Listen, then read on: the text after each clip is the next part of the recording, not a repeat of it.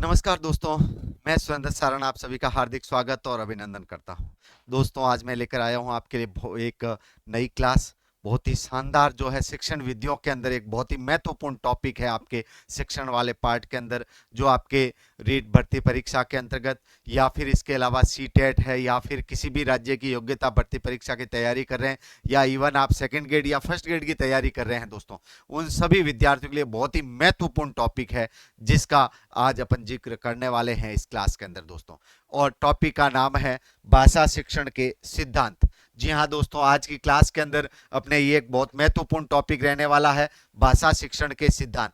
क्योंकि इस टॉपिक से हर बार एक प्रश्न पूछा जाता है, चाहे वो आपके रीट भर्ती परीक्षा हो या फिर किसी भी लेवल की, तो भाषा शिक्षण सिद्धांतों के एक दो प्रश्न आते हैं।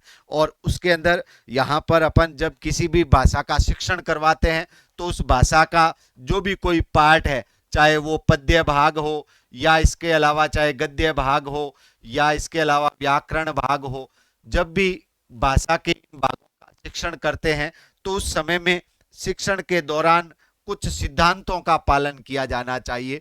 और कौन से सिद्धांत का पालन किस भाषा के किस भाग के शिक्षण के समय किया जाना चाहिए, इसको आज अपन यहाँ पर समझेंगे दोस्तों। तो सबसे पहले तो एक तो प्रश्न पूछा जाता है, निम्न में से कौन सा भाषा शिक्षण का सिद्धांत है अथवा नहीं है।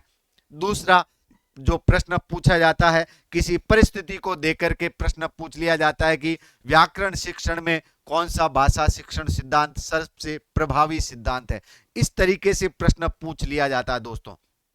तो उन सभी जो प्रश्नों को समझने के लिए, उन सभी प्रश्नों का हल देने के लिए आज की इस क्लास के अंदर मैं पूरी चर्चा करने वाला हूं कि भाषा शिक्षण क्या होता है। तो हिंदी या फिर इसके अलावा इंग्लिश है या किसी के अगर यदि मान लो संस्कृत है, तो उन सभी की चर्चा दोस्तों यहाँ पर मैं करने वाला हूँ।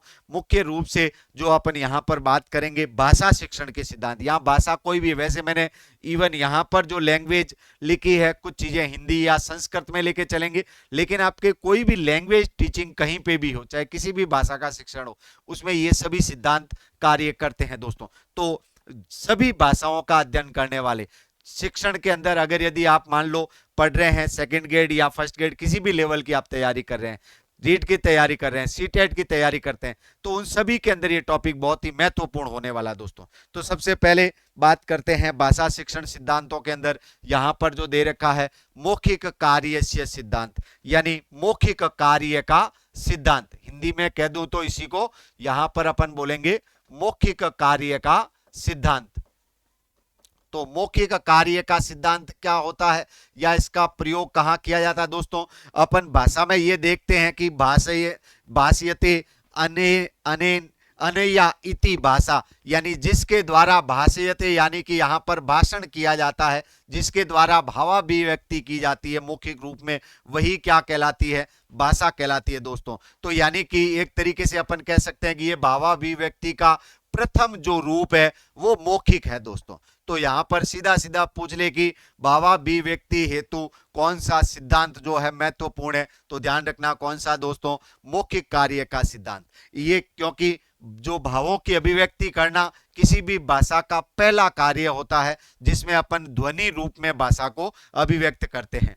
अगर यदि अपन भाषा की बात करें तो भाषा की जो अधिगम प्रक्रिया है, सीखने की प्रक्रिया दोस्तों, यहाँ पर कान और जीवा से प्रारंभ होती है। यानी हम जीवा की सहायता से बोलना प्रारंभ करते हैं और कानों से श्रवण करना प्रारंभ करते हैं। सबसे पहला जो है दोस्तों यहाँ पर जो है कानों से भाषा का ग्रहण करना प्रारंभ करते हैं और उसके बाद में दोस्तों अभिव्यक्ति के लिए किसका रोल आता है, जीवा का। तो ये कान और जीवा ये दोनों ही इस मौखिक कार्य सिद्धांत के अंदर महत्वपूर्ण हो जाते हैं।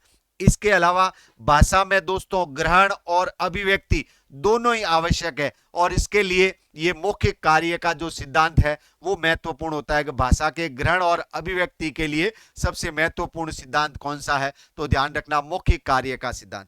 दोस्तों यहाँ पर हर एक सिद्धांत के संबंध में मैं कुछ प्रश्न भी लेके आया हूं कि मौखिक कार्य सिद्धांत, आप पूरी क्लास को पूरा देखें, 100% आपके सिद्धांत का एक एक भाग कंप्लीट हो जाएगा दोस्तों, क्लियर हो जाएगा, क्योंकि यहां पर मैंने सिद्धांत और उस सिद्धांत से बनने वाले प्रश्नों की भी यहां पर मैं साथ में ही चर्चा करूंगा। तो एक सिद्धांत पढ़ेंगे जैसे मौखिक कार्य का सिद्धांत, और उसके बाद में अपन दोस्तों यहां पर इससे प्रश्न कैसे बने हैं।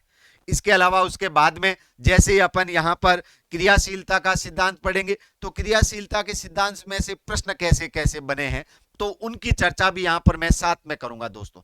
तो अच्छी तरीके से क्लास को देखें, पूरा देखें। 100% दोस्तों आपके ये भाषा शिक्षण सिद्धांत का जो टॉपिक है वो आपके कंप्लीट होने वाला है।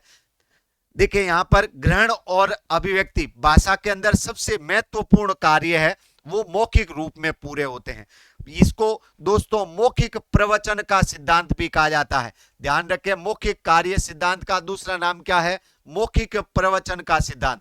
ये मौखिक कार्य सिद्धांत ये कहते हैं कि भाषा का जो है पहले मौखिक विकास होना चाहिए, या जो भाषा शिक्षण है वो पहले मौखिक रूप में होना चाहिए, और उसके बाद में जो है लिखित रूप में भाषा का शिक्षण होना चाहिए दोस्तों। क्योंकि भाषा के अंदर अगर यदि अपन बात करें तो भाषा के दो पक्ष होते हैं दोस्तों, ध्वनि और दूसरा होता है लिपि। तो यहां पर अपन भाषा के अंदर मनोवैज्ञानिक रूप से लिपि के बजाय ध्वनि का शिक्षण पहले करवाया जाना चाहिए। तो मौखिक कार्य का सिद्धांत भी इसी को प्रधानता देता है कि पहले जो है मौखिक रूप में है भाषा शिक्षण होना चाहिए, और उसके बाद में है वो लिखित रूप में होना चाहिए।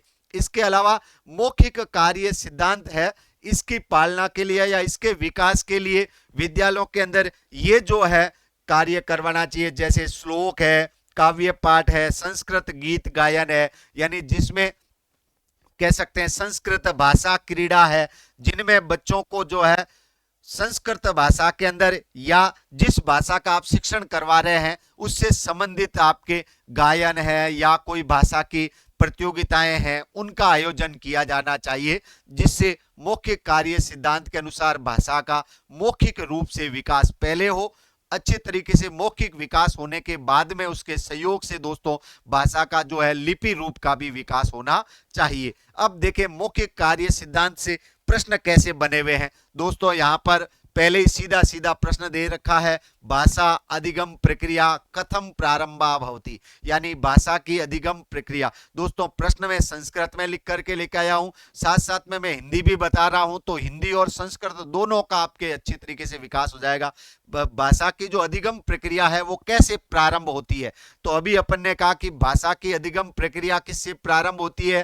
कान और साथ में ही किससे होती है दोस्तों? जिह्वा से। तो यहां पर इन दोनों से प्रारंभ होती है, ध्यान रखना। तो ऑप्शन में यहां दे रखा है कर्णाभ्याम जिह्वया च, यानी कर्णाभ्याम कान दो है तो द्वितीय विभक्ति लगी हुई है, जिह्वया मतलब जीवा के द्वारा, कानों और जीवा के द्वारा। तो राइट आंसर क्या हो जाएगा? डी आपके राइट आंसर हो जाएगा। आंखों से और हाथों से होती नहीं है, फिर पैरों से और कानों से होती नहीं है, नासिका और मुख से होती नहीं है। तो दोस्तों जो है आपके भाषा की अधिगम प्रक्रिया, सीखने की प्रक्रिया है, प्रारंभ वो ध्वनि रूप में कानों से ग्रहण करते हैं और मुख हो सकता है, यहां पर अपन कह सकते हैं कान और मुख होता तो ये ऑप्शन राइट हो जाता, लेकिन यहां पर कान और जीवा है।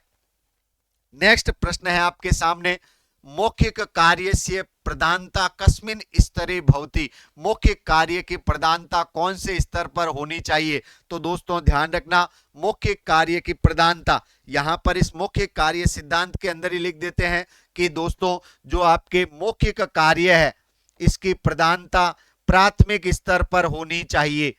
मौखिक कार्य की प्रधानता कौन से स्तर पर होनी चाहिए? प्राथमिक स्तर पर मौखिक कार्य की प्रधानता होनी ही चाहिए। तो यहां पर आपके राइट आंसर हो जाएगा कौन सा? प्रारंभिक स्तर पर। और माध्यमिक स्तर या उच्च माध्यमिक स्तर पर आपके जो है लिखित कार्य की प्रधानता होनी चाहिए। मौखिक कार्य के सहयोग से ही लिखित का विकास होता है। तो प्रारंभिक स्तर पर ज्यादा से ज्यादा भाषा का शिक्षण है वो मौखिक रूप में होना चाहिए। तो ये जो प्रश्न है ये दोस्तों किससे है? मौखिक कार्य सिद्धांत से है। नेक्स्ट है सक्रियताया सिद्धांत। सक्रियताया सिद्धांत हिंदी में कह दें तो दोस्तों सक्रियता का सिद्धांत, ये दूसरा सिद्धांत है, सक्रियता का सिद्धांत। सक्रियता का सिद्धांत ये कहते हैं कि यहां पर भाषा शिक्षण में सक्रियता है ये सबसे आवश्यक तत्व है। अगर यदि छात्र सक्रिय नहीं होगा तो वह भाषा का ग्रहण नहीं करेगा, क्योंकि मनोविज्ञान ये कहता है कि सक्रियता से ही मानसिक विकास क्या होता है, तेजी से होता है। यहां पर प्रश्न ऐसे पूछा जा सकता है कि सक्रियता से मानसिक विकास तीव्र गति से होता है, ऐसे कौन से सिद्धांत से संबंधित उल्लेख है। तो यहां पर पूछ लिया जाएगा, ध्यान रखना, यहां पर पूछेंगे ये जो उल्लेख है, सरल वाक्य बोल करके छात्रों में सक्रियता है जो भाषा संबंधी उत्पन्न की जा सकती है, ये जो है कौन से सिद्धांत संबंधी उल्लेख है। तो ऐसे प्रश्न पूछे जा सकते हैं दोस्तों। ध्यान रखना, मानसिक जो है विकास बहुत ही तेजी से होता है। एक्टिव रहने की वजह से आपका जो है मेमोरी पावर बहुत ज्यादा डेवलप होता है दोस्तों, और आपकी साफ मेमोरी होती है। जब जितना ज्यादा आप एक्टिव रहेंगे, मेमोरी उतनी ज्यादा है वो आपकी डेवलप होगी। तो सक्रियता से मानसिक विकास है वो तीव्र गति से होता है। तो ये सिद्धांत कौन सा है? सक्रियता का सिद्धांत कहता है कि आप एक तो भाषा में एक्टिवनेस बहुत ज्यादा जरूरी है, सक्रिय रहना बहुत ज्यादा जरूरी है, क्योंकि जितना ज्यादा बच्चा सक्रिय रहेगा उसकी जो है मानसिक विकास भी उसका उतनी ज्यादा तेजी से होगा।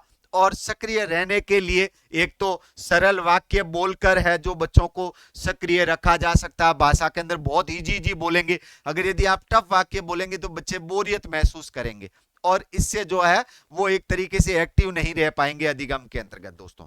तो इसके अलावा आपके पाठ्य सहगामी क्रिया में भाग लेने का अवसर प्रदान करके, यानी इस भाग का अवसर देकर के आप बच्चों को क्या कर सकते हैं, भाषा के संबंध में पाठ्य सहगामी क्रियाओं का आयोजन करें, जिससे बच्चे हैं वो एक्टिव रहेंगे दोस्तों। इसके अलावा बच्चों को स्वतंत्र रूप से प्रश्न पूछने का अवसर दिया जाना, यह भी कौन सा सिद्धांत कहता है? सक्रियता का सिद्धांत। और इसके अलावा सरल भाषा के साथ में जो है प्रेरणादायक पुस्तकों को पढ़ाना, ऐसी पुस्तकें जो सरल भाषा में लिखी गई हो, यानी विद्यालयों के अंदर जो लाइब्रेरी वगैरह होती है, पुस्तकालय के अंदर सरल भाषा की पुस्तकें, यानी ऐसी पुस्तकों के लिए बच्चों को प्रेरित करना जो पुस्तकें या तो उस भाषा के सरल रूप में लिखी है, बहुत इजी लिखी है, बच्चों को आसानी से समझ में आ जाए, या फिर इसके अलावा कह दें ऐसी पुस्तकें जिनमें उस भाषा के विकास के साथ साथ कोई प्रेरणादायक बातें लिखी हुई हो, तो उनके सहयोग से है बच्चों को सक्रिय किया जा सकता है दोस्तों। ये सक्रियता का सिद्धांत कहता है। तो सरल वाक्य बोल करके या पाठ्य सहगामी क्रियाओं की सहायता से बच्चों को कक्षा में भाषा शिक्षण के समय प्रश्न पूछने के अवसर देकर के, या इसके अलावा कह दे बच्चों को विद्यालय के अंदर या पुस्तकालय में कक्षा में सरल भाषा की पुस्तकें पढ़ने का प्रेरित करके, या फिर प्रेरणादायक कोई ऐसी पुस्तकें हैं तो उनको जो है पढ़ाने से दोस्तों वो बच्चे उस भाषा के अंदर और ज्यादा है वो रुचि लेंगे और एक्टिव रह करके शिक्षण कार्य करेंगे। ये सक्रियता का सिद्धांत कहता है। अब देखो सीधे सीधे यहां पर प्रश्न दे रखा है, क शिक्षण सिद्धांत मानसिक विकास तीव्र गतिम आददाति, यानी ऐसा कौन सा शिक्षण सिद्धांत है जो मानसिक विकास तीव्र गति से होने का जो है आधार देता है। तो ऐसा कौन सा सिद्धांत है? अभी अपन ने बात की दोस्तों, मानसिक विकास तेजी से कब होगा? सक्रियता के कारण होगा। तो सक्रियता का सिद्धांत ये दोस्तों यहाँ पर मानसिक विकास तीव्र गति से होने की बात करता है। नेक्स्ट इसके संबंध में ऐसे जो है प्रश्न पूछे जा सकते हैं। नेक्स्ट जो सिद्धांत है वो है रुचि सिद्धांत। तीसरा सिद्धांत जो अभी अपन पढ़ रहे थे उसमें तीसरा सिद्धांत है रुचि का। अभी तक अपन ने दो पढ़ लिए, मौखिक कार्य और सक्रियता का। तीसरा रुचि का सिद्धांत, इनसे संबंधित जो कैसे प्रश्न बन सकते हैं मैं उनको भी साथ में लेके आया हूं दोस्तों, ताकि आप जो और ये सारे जो प्रश्न है वो पहले की भर्ती परीक्षाओं में पूछे गए, उन्हीं को यहां पर मैं लेकर के हाजिर हुआ हूं। तो पूरा वर्णन है और उसके साथ में रुचि का सिद्धांत देखो दोस्तों।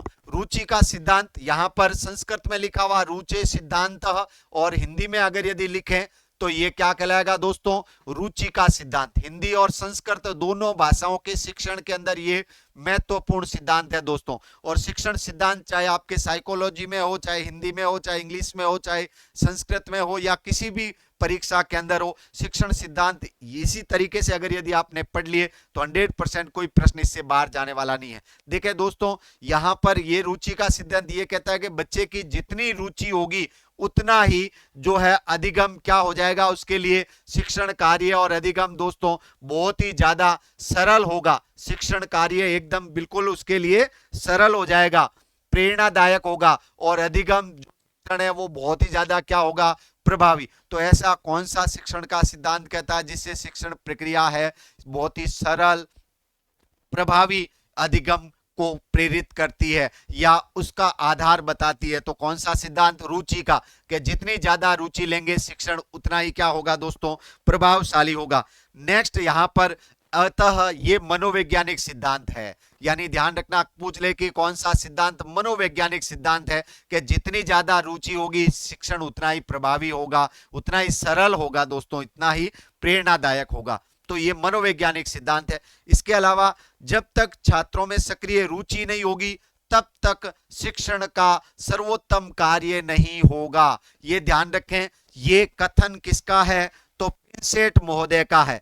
ध्यान रखना, ये कथन किसका है? पिंसेट महोदय का है। और पिंसेट एक साइकोलॉजिस्ट जिन्होंने ये कथन कहा कि जब तक छात्रों में सक्रिय रुचि नहीं होगी, जब तक छात्र है वो सक्रिय रुचि नहीं रखेंगे, तब तक शिक्षण का सबसे जो श्रेष्ठ कार्य है वो सिद्ध नहीं होगा। और ये इन्होंने कौन से पुस्तक में लिखा? The principle of teaching method. उन्होंने दोस्तों टीचिंग मेथड के शिक्षण विधियों के कुछ प्रिंसिपल्स दिए थे, कुछ नियम दिए थे। शिक्षण विधियों के नियम या शिक्षण विधियों के जो है सिद्धांत, इस पुस्तक का हिंदी में नाम है शिक्षण विधियों के सिद्धांत। और ये पुस्तक किसकी है दोस्तों? पिंसेट की है। ध्यान रखना, कई बार प्रश्न पूछा जा चुका है, the principle of teaching methods book किसने लिखी? तो किसने लिखी? पिंसेट ने। और यहां पर यह भी प्रश्न आ चुका है कि जब तक छात्रों में सक्रिय रुचि नहीं होगी तब तक शिक्षण का सर्वोत्तम कार्य नहीं होगा। ये कथन किसका है? तो ये कथन किसका है? पिंसेट का है। इन्होंने साथ में ये बताया, ये रुचि का सिद्धांत ये कहता है कि रुचि उत्पन्न करने के लिए ज्यादा से ज्यादा दृश्य श्रव्य साधनों का प्रयोग हो। तो सीधा सीधा प्रश्न ध्यान रखना दोस्तों, पूछ रहे दृश्य श्रव्य साधनों के प्रयोग का महत्व कौन से सिद्धांत में प्रतिपादित किया गया है? तो कौन से सिद्धांत में? रुचि के। इसके अलावा विविध साहित्यिक गतिविधियों पर भी ये सिद्धांत जोर देता है कि अगर यदि शिक्षण में रुचि उत्पन्न करनी है तो ज्यादा से ज्यादा श्लोक, गीत, गायन जैसी दोस्तों यहाँ पर साहित्य से संबंधित, भाषा से संबंधित गतिविधियों का आयोजन किया जाना चाहिए। इसके लिए अगर यदि अन्य प्रतियोगिताएं करें तो अंत्याक्षरी हो गया, वाद विवाद, भाषण, निबंध लेखन, ये कुछ ऐसी प्रतियोगिताएं। तो यहां पर कह दे कि इन गतिविधियों के आयोजन को कौन से सिद्धांत में महत्व प्रदान किया गया है या कौन से सिद्धांत के अनुसार इन साहित्यिक गतिविधियों का आयोजन किया जाता है? तो ध्यान रखना, साहित्यिक गतिविधियों के आयोजन पर कौन सा सिद्धांत बल देता है? रुचि का सिद्धांत बल देता है। दूसरा, इस सिद्धांत के अनुसार बच्चों में रुचि उत्पन्न करने के लिए श्याम पट्ट का अधिकाधिक प्रयोग हो। यह प्रश्न भी पूछा जा चुका है। यहां पर अपन कई बार यह भी देखते हैं कि शिक्षण का सबसे सुलभ और आसानी से उपलब्ध होने वाला साधन कौन सा है? ऊपर कह दिया दृश्य श्रव्य साधन, और ये श्रव्य दृश्य साधन है श्यामपट्ट, जो सर्वे सबसे सुलभ उपलब्ध होता है दोस्तों। इसका सबसे ज्यादा प्रयोग कौन से सिद्धांत के महत्व को प्रतिपादित कर रहा है? रुचि के सिद्धांत में ये बताया गया कि श्यामपट्ट का ज्यादा से ज्यादा उपयोग होना चाहिए जिससे बच्चों में रुचि बनी रहे। और इसके अलावा रुचि उत्पन्न करने के लिए आप अंतःकथाएं या फिर प्रसंगों का भी प्रयोग कर सकते हैं दोस्तों। तो यहां पर देखो, रुचि उत्पन्न करने के लिए 3-4 चीजों की बात कही गई है। दृश्य श्रव्य साधनों का प्रयोग, साहित्यिक गतिविधियों का प्रयोग, इसके अलावा दोस्तों यहां पर कह सकते हैं कि अंतःकथाओं और प्रसंगों। अंतःकथा का मतलब जो किसी घटना के अंदर या किसी समय विशेष के कथा के अंदर जो छोटी छोटी कथाएं छिपी हुई होती है, उन कथाओं का आप प्रयोग कर सकते हैं दोस्तों। या फिर कोई ऐसा प्रसंग है जो उस विषय से संबंधित है, उस साहित्य जिसका आप शिक्षण करवा रहे हैं भाषा के अंदर उससे संबंधित है, तो उस प्रसंग का भी आप उल्लेख करके रुचि उत्पन्न कर सकते हैं। तो यहां पर कह सकते हैं अंतःकथाओं या प्रसंगों की सहायता से, श्यामपट्ट के अधिकाधिक प्रयोग से, साहित्यिक गतिविधियों से या दृश्य श्रव्य साधनों का प्रयोग या इनका जो है महत्व सबसे ज्यादा कौन से सिद्धांत में प्रतिपादित किया गया है? रुचि के सिद्धांत में दोस्तों। अब अपन बात करते हैं रुचि के सिद्धांत में से प्रश्न कैसे कैसे बनते हैं। यहाँ पे पहला ही प्रश्न क्या दे दिया? श्याम फलकस्य अधिकाधिक उपयोग निमित्त परामर्श। श्याम फलक के ज्यादा से ज्यादा उपयोग का परामर्श है वो कस्मिन सिद्धांत अस्ति, कौन से सिद्धांत में श्याम पट के ज्यादा से ज्यादा उपयोग का परामर्श दिया हुआ, सलाह दी हुई है दोस्तों? तो कौन से सिद्धांत में? अभी अपन ने कहा था रुचि के सिद्धांत के अंदर श्याम पट का ज्यादा से ज्यादा प्रयोग हो, ये सलाह दी हुई है, परामर्श दिया हुआ दोस्तों। नेक्स्ट है यावत छात्रेषु सक्रिय रुचि न, ये संस्कृत में लिखा हुआ, जो मैंने हिंदी में अभी बोला वही है। यावत मतलब जब तक, छात्रेषु यानी छात्रों में, सक्रिय रुचि न, सक्रिय रुचि नहीं होगी तब तक शिक्षणस्य या शिक्षक का सर्वोत्तम कार्य पूरा नहीं होगा। यानी शिक्षण कह दें या शिक्षक का जो कार्य है शिक्षण करवाना, वो सबसे श्रेष्ठ पूरा नहीं होगा। ये दोस्तों किसने कहा? अभी अपन ने यहां पर पढ़ा था the principle of teaching method, जो पुस्तक के लेखक है पिंसेट महोदय, इन्होंने ये कथन कहा था। और पुस्तक कौन सी है? The principle of teaching methods. किसकी है? पिंसेट की। उन्होंने क्या कहा कि जब तक छात्रों में सक्रिय रुचि नहीं होगी तब तक शिक्षक या शिक्षण का सर्वोत्तम कार्य है वो पूरा नहीं होता है दोस्तों। तो ये बात उन्होंने कही है। अब ये लिखा हुआ है संस्कृत शिक्षणम प्रति छात्रेषु रुचि उत्पादार्थम, संस्कृत शिक्षण के प्रति। यहां पर देखो संस्कृत शिक्षण दे रखा है और वहां पर कोई और भाषा भी हो सकती है दोस्तों, जरूरी नहीं है। यहां पर बात संस्कृत में प्रश्न लिखे हुए इसलिए मैंने संस्कृत की बात की है, या फिर हिंदी लिखी हुई तो हिंदी भी हो सकती है। हिंदी भाषा शिक्षण के प्रति छात्रों में रुचि उत्पादन करने के लिए शिक्षक को करना चाहिए, करणीयम यानी करना चाहिए। क्या करना चाहिए? पाठ्य पुस्तक और श्लोकों का वाचन। तो श्लोकों का वाचन करने से दोस्तों रुचि उत्पन्न नहीं होगी। दूसरा है संस्कृत से हिंदी भाषा में अनुवाद, अनुवाद करने से भी रुचि उत्पन्न नहीं होगी। अभी अपन ने कहा कि विविध साहित्यिक गतिविधि नाम आयोजनम, तो यहां पर देखो अनेक साहित्यिक गतिविधियों का आयोजन, ये बिल्कुल राइट आंसर है। संस्कृत शिक्षण में रुचि उत्पन्न करने के लिए क्या करना होगा? विविध साहित्यिक गतिविधियों का, दृश्य श्रव्य साधनों का प्रयोग, श्यामपट का प्रयोग, या फिर अंत कथाओं या प्रसंगों का उल्लेख होना चाहिए दोस्तों। तो ये जो प्रश्न है ये रुचि के सिद्धांत से संबंधित थे दोस्तों। नेक्स्ट आपके यहां पर दे रखा है व्यक्तिगत भिन्नता या सिद्धांत। तो यहां पर हिंदी में कह दें तो क्या होगा? व्यक्तिगत भिन्नता का सिद्धांत, व्यक्तिगत भिन्नता का सिद्धांत। भाषा शिक्षण के अंदर व्यक्तिगत भिन्नता यानी कि जो है दोस्तों यहां पर प्रत्येक जो व्यक्ति है उसकी सीखने की क्षमता अलग अलग होती है, उनकी जो योग्यता है अलग अलग होती है, उनके बुद्धि का स्तर भी दोस्तों क्या होता है? अलग अलग होता है। यानी आप कह सकते हैं कि देखो कोई बच्चा मंद बुद्धि का होता है, कोई सामान्य बुद्धि का होता है और कोई कुशाग्र बुद्धि का होता है। इन सब के लिए अलग अलग शिक्षण होना चाहिए इनके अनुसार। ये दोस्तों कौन सा सिद्धांत कहता है? तो प्रश्न सीधा ही आएगा, कौन सा कहता है? व्यक्तिगत भिन्नता का सिद्धांत कहता है। व्यक्तिगत भिन्नता के सिद्धांत का दूसरा नाम स्वतंत्रता और व्यक्तिक भिन्नता का सिद्धांत भी है। ध्यान रखना इसका दूसरा जो नाम है वो क्या है? स्वतंत्रता और व्यक्तिक भिन्नता, स्वतंत्रता और व्यक्तिक भिन्नता का सिद्धांत। क्योंकि दोस्तों यहां पर कह सकते हैं कि देखो भाषा एक कौशल है, स्किल है, भाषा भी एक कला है, और यह इस कला को सीखने के लिए दोस्तों आपकी योग्यता की आवश्यकता होती है, आपकी क्षमता की आवश्यकता होती है, और सीखने की क्षमता सभी की एक जैसी एक समान नहीं होती है। तो इसलिए दोस्तों यहां पर सीखना है वो व्यक्तिगत क्षमता पर निर्भर करता है, क्योंकि कला या कोई कौशल स्किल अगर यदि आपको सीखना है तो आपकी कैपेसिटी कितनी है, सीखने की क्षमता कैसी, आप कैचिंग पावर कितना है आपका, उस पर निर्भर करता है। जो बच्चा बहुत ज्यादा कैचिंग पावर होगा वो फास्ट ग्रहण करेगा, यानी कि जाके जिनका जो है कैचिंग पावर कम होगा तो वो एज ए स्लो लर्नर है वो सीखेगा दोस्तों। तो यहां पर सबसे महत्वपूर्ण है कि यहां पर जो है छात्र की जो अधिगम क्षमता है उसकी बात की गई है। तो क्षमता पर शिक्षण निर्भर करता है। ये जो है कथन कौन से सिद्धांत को प्रतिपादित या कौन से सिद्धांत का परामर्श दिया गया दोस्तों? तो किस सिद्धांत का परामर्श है? व्यक्तिगत भिन्नता के सिद्धांत। दूसरा, यहां पर क्योंकि दोस्तों छात्रों की जो मानसिक या शारीरिक जो योग्यताएं हैं, प्रवृत्तियां हैं, संवेग है, क्षमताएं हैं, ये भिन्न भिन्न होती है। ये कौन से सिद्धांत के अनुसार बताया गया है? व्यक्तिगत भिन्नता के सिद्धांत। क्योंकि कोई छात्र मंद बुद्धि का, सामान्य या कुशाग्र बुद्धि का होता है। ये मुख्य रूप से कहा गया है छात्र की व्यक्तिगत जो भिन्नता है उसके बारे में। तो छात्र की व्यक्तिगत भिन्नताओं की बात की गई है।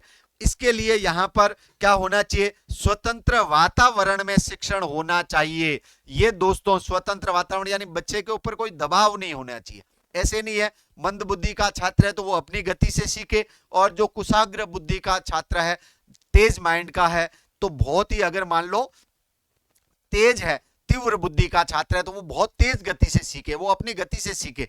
तो एक तरीके से व्यक्तिगत भिन्नता का सिद्धांत इसके ऊपर महत्वपूर्ण बल देता है दोस्तों। और इसके लिए छात्रों के अंदर इसी कारण से उनमें जिज्ञासु प्रवृत्तियों के विकास के लिए इनके ऊपर सबसे ज्यादा जोर देना चाहिए। भाषा के अंदर वाद विवाद, तो वाद विवाद के अंतर्गत जो बच्चा जिस गति से होगा, सब है वो अपने अपने हिसाब से, अपने अपने अनुसार बात रखेंगे। चर्चा या वार्तालाप, ध्यान रखना इनके आयोजन पर कौन सा सिद्धांत बल देता है? तो व्यक्तिगत भिन्नता का सिद्धांत बल देता है दोस्तों। तो ध्यान रखें, व्यक्तिगत भिन्नता का सिद्धांत क्या कहता है? इसी को स्वतंत्रता और व्यक्तिगत भिन्नता का सिद्धांत भी बोलते हैं।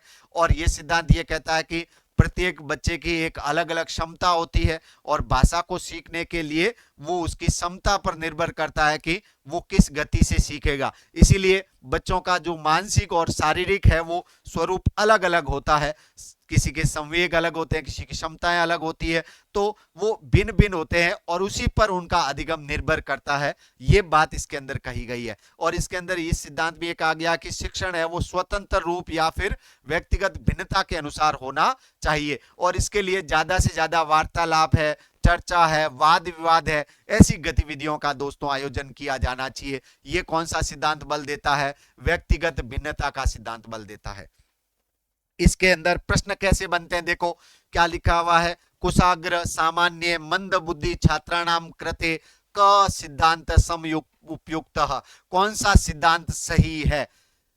मंद बुद्धि, ये कौन सा सिद्धांत कह रहा है कि भाषा शिक्षण क्षमता पर निर्भर करता है, इसके लिए कौन सा सिद्धांत उपयुक्त है? तो ऐसे प्रश्न बनते हैं दोस्तों। ये प्रश्न आया हुआ है और ये सिद्धांत कौन सा कहता है? व्यक्तिगत भिन्नता का सिद्धांत। यानी रुचि का सिद्धांत कहता नहीं है। रुचि सबकी दोस्तों यहाँ पर इंटरेस्ट है अलग अलग होता है, लेकिन रुचि है वो उत्पन्न की जा सकती है। स्लो लर्नर की भी उतनी, और दूसरा जो है तीव्र बुद्धि के छात्र है उनकी भी की जा सकती है। तो राइट आंसर होगा व्यक्तिगत भिन्नता का सिद्धांत। नेक्स्ट सिद्धांत है आपके सामने अभ्यासस्य क्रियाशीलता या च सिद्धांत। यानी हिंदी में कह दें तो अभ्यास एवं क्रियाशीलता का सिद्धांत। अभ्यास एवं क्रियाशीलता का सिद्धांत।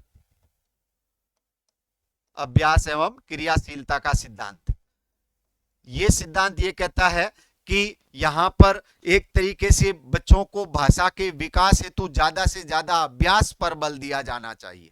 दूसरा कहता है कि यहां पर बच्चों को क्रियाशील रखा जाना चाहिए। जितने ज्यादा क्रियाशील रहेंगे और उसके माध्यम से जो है उनका ज्यादा से ज्यादा दोस्तों क्रियाशील रहने की वजह से उनका जो है शिक्षण उतना ही ज्यादा क्या होगा? प्रभावी होगा। तो ये दोस्तों यहां पर सक्रियता और क्रियाशील यानी उसके कार्य में लगे हुए रहने चाहिए दोस्तों।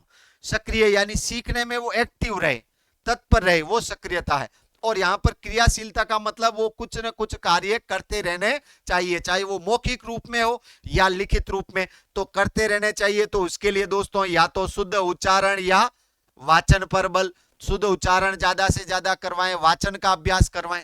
तो ये सिद्धांत ये कह रहा है वाचन का अभ्यास, तो इसका मतलब मौखिक कार्य में वो क्या रहेंगे? क्रियाशील रहेंगे। इसके अलावा दोषों, कठिनाइयों और अशुद्धियों के निवारण के लिए ज्यादा से ज्यादा अभ्यास।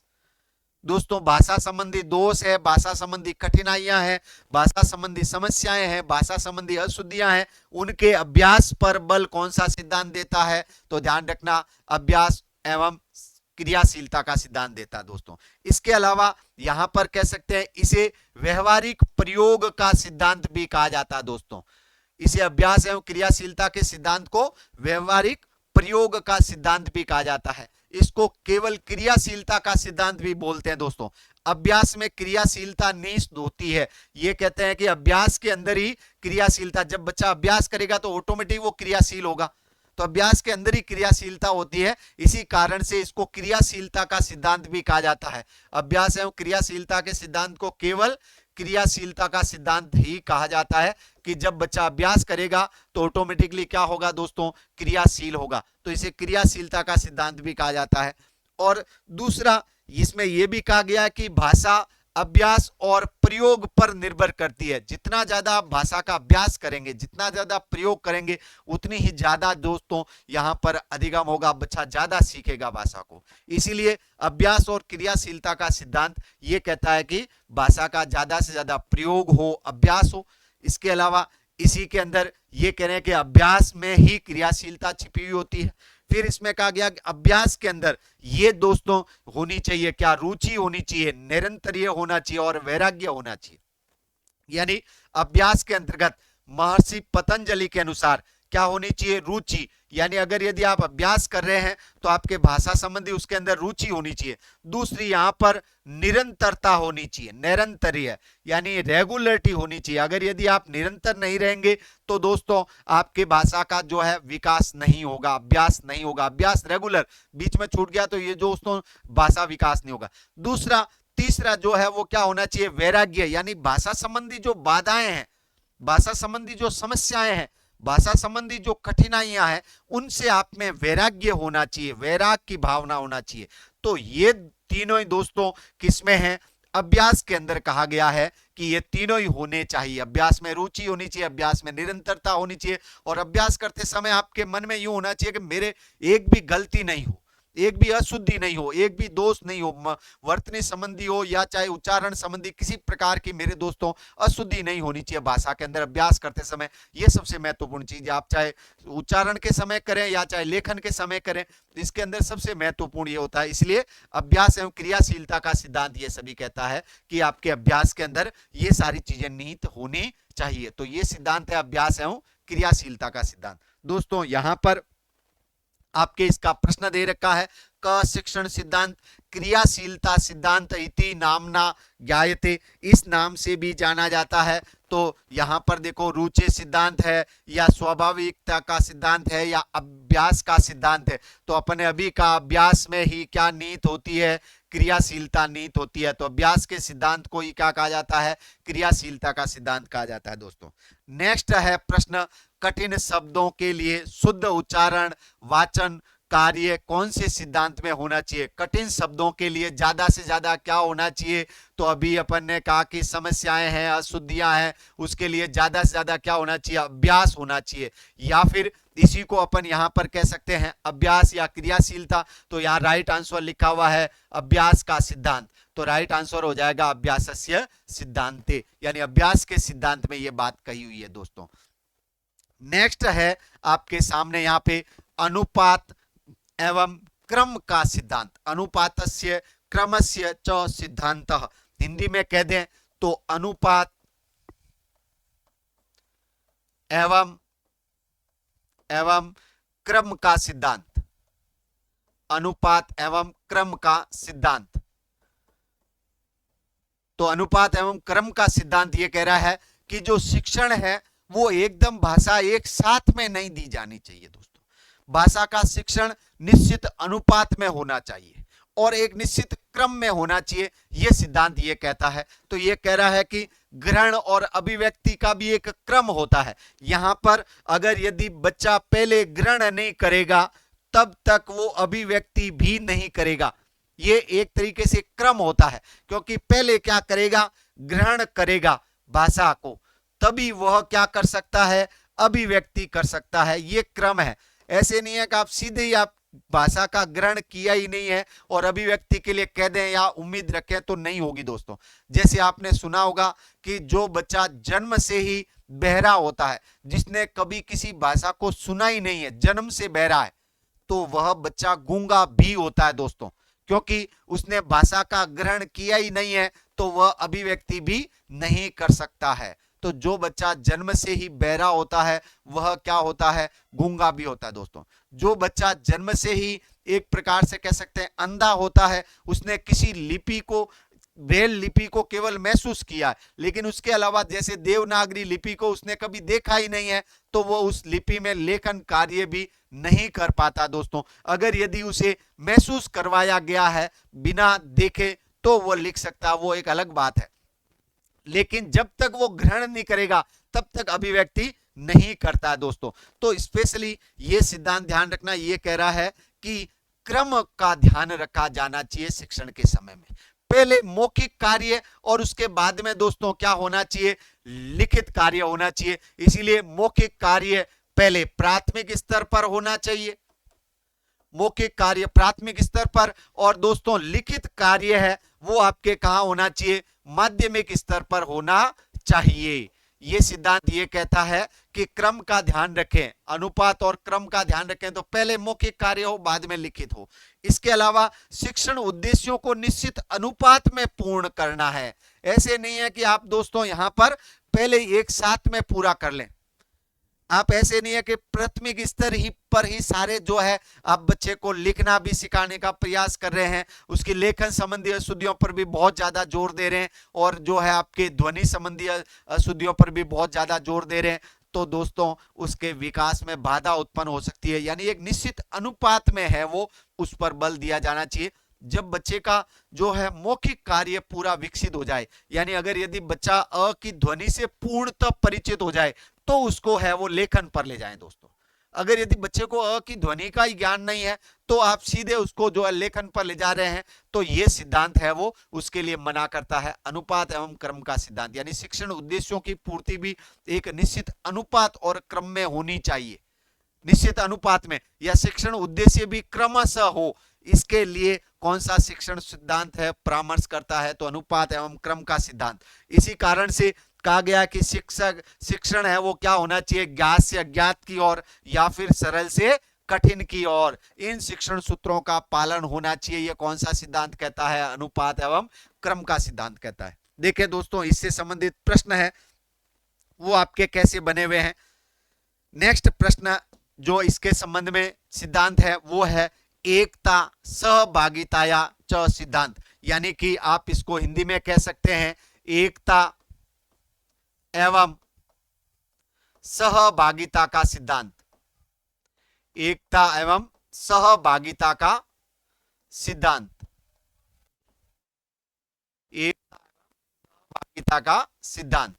ये दोस्तों एकता एवं सहभागिता का सिद्धांत क्या कहता है कि बच्चों में जो है एकता और सहभागिता, एक के साथ में या दूसरे का जो सहयोग लेकर के सीखने की या भाषा सीखने की क्षमता का विकास किया जाना चाहिए। क्योंकि जो है एक तरीके से बच्चों में जब एकता की भावना, यूनिटी की भावना होगी, तो वो बच्चे जो है उनके अंदर भाषा विकास है वो तीव्र गति से होता है। इसके लिए कह रहे हैं बालकों में जो है सहभागिता के गुण का विकास करना चाहिए। इसके लिए बच्चों में ज्यादा से ज्यादा शैक्षिक गतिविधियों के साथ साथ में क्या होना चाहिए दोस्तों, सह शैक्षिक गतिविधियों का आयोजन। ध्यान रखना, सह शैक्षिक गतिविधियां, साहित्यिक गतिविधियां अलग है, सह शैक्षणिक गतिविधियां अलग है। तो सह शैक्षणिक गतिविधियों में बहुत सारी गतिविधियां हो सकती है, जिसमें दोस्तों यहाँ पर भाषा क्रीड़ा का आयोजन करना, संवेद स्वर में वाचन। देखो भाषा क्रीड़ा में बच्चा है वो अकेला नहीं खेलता है, यानी अपने समूह के अंदर जब आप बच्चों को स्कूल के अंदर शिक्षण करवाते हैं, अगर यदि उनको ग्रुप में बांट दिया जाता है तो फिर वो एक तरीके से दोस्तों